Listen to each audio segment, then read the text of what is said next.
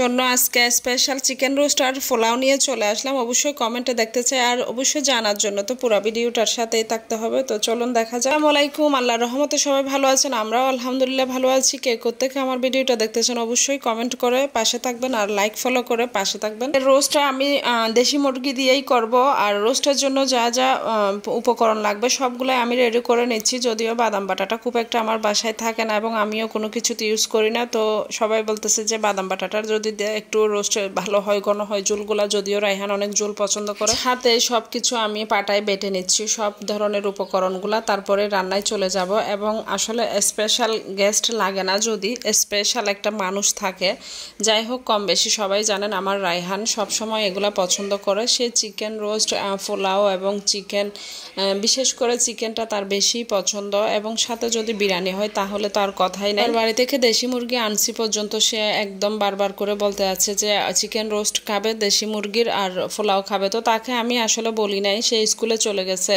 তাকে স্কুল থেকে আসলে একটা সারপ্রাইজ দেওয়ার জন্য আমি রান্না করতেছি। যদিও সে এক সপ্তাহ পুরো বলছে রান্না করে নাই, তো আমি বলি যে রান্না করে রাখি এবং তার অনুভূতিটা আমি দেখবো যে রান্না করে রাখার পরে। স্পেশাল গেস্ট বলতে আসলে মা বাবার কাছে সন্তান স্পেশালই হয়, এটা আসলে বলার কিছুই থাকে না।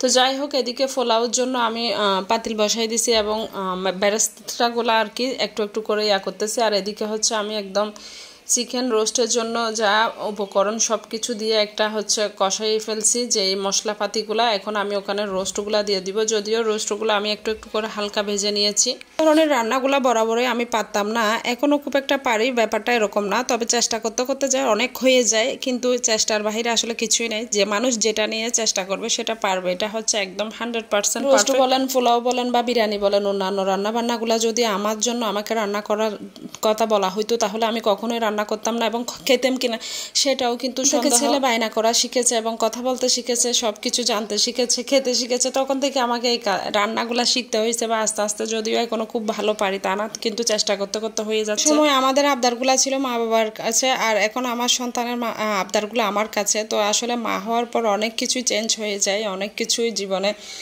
শিখে নিতে হয় যেগুলো না জানলো বাচ্চাদের জন্য বা বাচ্চাকে খাওয়ানোর জন্য। বাচ্চাকে আসলে ভালো ভালো খাবারগুলো আমরা খেয়েই বা খাওয়াইতে চাই না। বাবা সবসময় পৃথিবীর শ্রেষ্ঠ সম্পদ সন্তানের কাছে, আমার কাছে আমার মা বাবা, আমার সন্তানের কাছে তার মা বাবা। যাই হোক, এই জন্যই হয়তো বা সব কিছু ত্যাগ করে মা বাবারা সবসময় সন্তানের জন্য সব কিছু করে যায় এবং সন্তানের যে খাবার দাবারের ব্যাপারে বা যে শখ আহ্লাদ সব কিছু পূরণ করার চেষ্টা করে। এটা আসলে মা বাবা ছাড়া পৃথিবীতে আর কেউ খুব একটা করে বলে আমার জানা নেই। ছোট্ট একটা ব্লগ আপনাদের সাথে শেয়ার করেছি। শুক্রবারে আমার বাসায় অনেক মেহমান থাকবে, এই ব্লগটা আমি শুক্রবারে দিচ্ছি। যদিও শুক্রবারের ব্লগটা আসবে শনিবারে বা রোববারে, আর এই ব্লগটা হচ্ছে বৃহস্পতিবারের। তো সবাই পাশে থাকেন আর শেয়ার করে অবশ্যই একটা লাইক ফলো দিয়ে যাবেন। তো আল্লাহ হাফেজ, আজকের মতো কেমন লাগলো